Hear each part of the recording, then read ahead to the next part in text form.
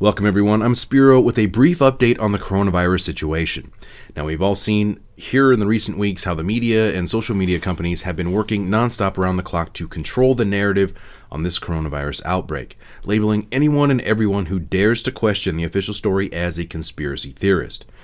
Now in an unusual move, the World Health Organization also decided to rename the coronavirus to COVID-19. The reason, you may ask? Well, the World Health Organization says it's because of possible discrimination. But no, not towards the popular Mexican beer Corona, but to Chinese people, if that makes sense. Now, it's now being reported that hundreds of millions of people in China have been placed on quarantine or on lockdown, as entire cities have been locked down. And the virus has spread to dozens of countries at this point. Now, personally, I don't think that anyone except for a select few really has any idea on actually what's happening, how bad the situation really is, and the true origin of the outbreak. So let's take a step back for a moment and observe each side. Now, the official position is that the outbreak began in a food market in Wuhan, China, and is believed to have originated from some sort of an animal that people were eating, whether it's a bat or a snake, raw in the market. I don't know. Now, the other theory is that the virus may be in fact a bioweapon, which may have escaped from a level 4 bioweapons lab, which just so happens to be located in the same city where this outbreak began, Wuhan, China. Now, so far, which one seems more plausible to you? Well, when we start to consider and look at all the coincidences surrounding the coronavirus, such as starting off with Event 201, which was the pandemic exercise of the coronavirus outbreak, which took place before the actual outbreak occurred, about 6 weeks before, actually. Now, the participants of this coronavirus outbreak simulation included the United Nations, the World Health Organization, Bill and Melinda Gates Foundation, the Chinese and American CDC, big banks, vaccine manufacturers, the World Economic Forum, and others, which I cover in great detail in a separate report that certainly raises an eyebrow or possibly two. Not to mention patents on the coronavirus, which link back to Bill Gates and his foundations.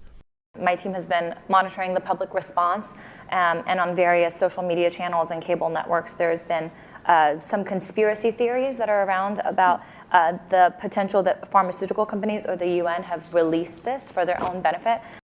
Then we have another coincidence. Now, it's been reported that Chinese spies may have stolen the coronavirus from another level 4 bioweapons lab, this one located in Canada, and smuggled the coronavirus to Wuhan, China, and that bioweapons lab located there. Now, the scientist at the center of this scandal, Frank Plummer, who has been involved in one way or another in a separate case of missing samples from a lab, the same one there in Canada, just so happened to be working on a coronavirus vaccine, and also just so happened to die very recently in Africa. Now, the official cause of death has been ruled a heart attack. Links below. Moving on, I'm sure that many of you have heard about Professor Boyle, who is the author of the Bioweapons Warfare Act, which was unanimously adopted by the U.S. government.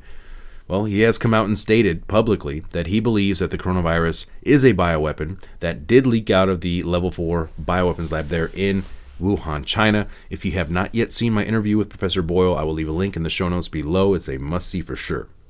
So does this mean that a professor at law who authored the Biowarfare Act is a conspiracy theorist? Maybe to the mainstream media, who has blackballed him ever since he blew the whistle on the 9/11 anthrax attacks, which he does cover in the interview.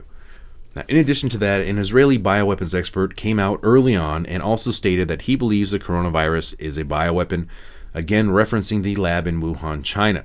So I guess that makes the Israeli bioweapons expert a conspiracy theorist too, right?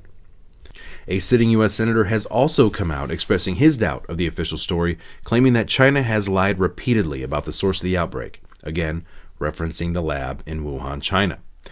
Senator Cotton even went as far as to state that he believes China is lying about the numbers of infected and the numbers on fatalities due to the coronavirus, or COVID-19. So I guess that makes Senator Tom Cotton a conspiracy theorist too, right? And then there's the White House. Now, surely the White House couldn't be a conspiracy theorist. Well, I'm afraid it's true if you believe in that sort of thing, as the Trump administration has now officially asked U.S. scientists and medical researchers to investigate and determine the origin of the coronavirus. A reporter for ABC News asked the director of the National Institute of Allergy and Infectious Disease if the novel coronavirus could have been engineered or deliberately released. Now, he replied, quote, "There's always that concern.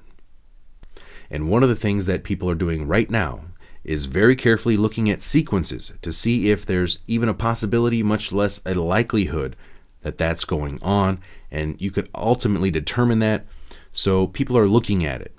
End quote. Another conspiracy theorist, right? I mean, come on. At this point, I'd like to not only reiterate that nobody seems to know what's actually happening, or at least they're not telling us, but the media is so quick to immediately discount, demonize, and discredit anyone who steps out of line and looks at all of the possibilities, all the scenarios. And given the fact that a level 4 bioweapons lab is located in the same city where this outbreak took place and started, is probably a good place to start. Now, even the U.S. Director of National Institute of Allergy and Infectious Diseases, which is a mouthful, has stated that's always a concern, and that's something that they're actively investigating right now. If this outbreak could be caused from a bioweapon. So is everybody a conspiracy theorist who questions the official story at this point? It certainly seems so, according to the media and even social media. As we recently seen Zero Hedge get banned for what appears to be their coverage on the coronavirus. Now, in my opinion, it would be highly negligent, at bare minimum, to rule out, without proper investigations, it's almost like the media has an agenda. Well, usually the media is sponsored by pharmaceutical companies and vaccine manufacturers, but that's probably just a conspiracy theorist too.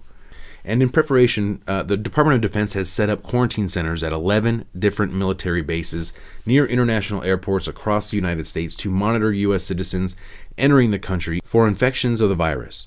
As we can see here on the official defense.gov website, the locations are Honolulu, Hawaii, Illinois, Texas, 2 in California, 1 in Georgia, New York, Washington, another in Washington, D.C., and another in New Jersey. Now, at this point, these quarantine centers are not being described as being capable to hold any large percentage of the population at all whatsoever. I've seen reports as high up as 1,000. Now, there's only 3 ways I see this playing out at this point, now that the White House is involved in the investigation of the coronavirus, or COVID-19, to determine if it's actually a bioweapon or not. Number 1, they determine unequivocally that this is not a bioweapon, and any posts online will be banned, and could have potential legal repercussions, which will formally put an end to asking questions, which is truly Orwellian in my opinion, and an infringement on the First Amendment. Now, we should always encourage a dialogue and a debate, and have thorough investigations which can be independently verified. Option number 2, they do determine that this is in fact a bioweapon, and draconian measures are put in place to prevent the further spread of this virus, at which point mandatory vaccines will be placed front and center on the table, and those quarantine facilities may get a whole lot bigger. Or there's always option number 3, and they blame the Russians, which they seem to do for a lot of things these days. One question we have to ask ourselves always is, a lot of us out there, myself personally, have a hard time. I don't just believe what the government and the media says on face value, because they've been proven to lie to us over and over and over again. So please take with a grain of salt all this information that we are seeing blasted by the mainstream media on us on a daily basis, okay? If we don't trust them previously, why should we trust them now regarding the coronavirus or COVID-19? Now, that's it for this one, folks. Please be sure to share your thoughts below, and also follow me on BitChute and Twitter, where you can find posts like this. Also, be sure to like and subscribe here on YouTube. You can always find my work at activistpost.com. I'm Spiro. Thank you for watching. I have certain rules I live by. My first rule, I don't believe anything the government tells me. Nothing.